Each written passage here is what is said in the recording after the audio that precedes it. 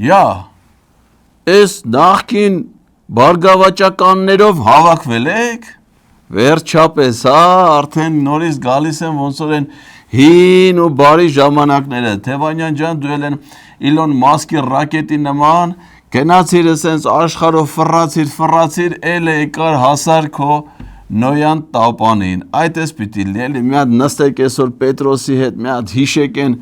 հին ու բարի ժամանակներ են, հին ու լավ որ, բայց Թևանյան ջան, էլի եթե հանկարծ հիշողություններից մեջ թարմանա, թե այս մարդուն ոնց են վերաբերվել, դե հիմա աշխատանքային հարաբերությունները կարող է երկու բառը լավ էլ պակաս են ասել, կարող է էդի պետք չի իրան հիշեցնել էլ ինքը հիմա ծանր է, տանում էլ ինքը ուզում է ազատվի այդ բաներից, այդ մի բաները պետք չի հիշեցնել։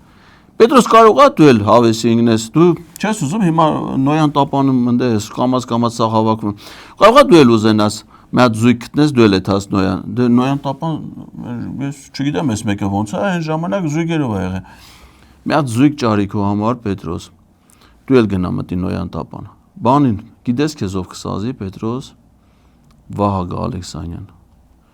Վահագ եթե մի հատ խոսա, զույգով, արա մի րոպե, Վահագն էլ չէ Բարգավաճի երիտասարդականի։ Տոշտիա։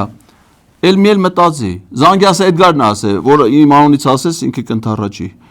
Բան արա, զույգ կազմեք, դու էլ այնա տես, արդեն առիթ է, սաղ այդ նորից հավաքվում են ընդե։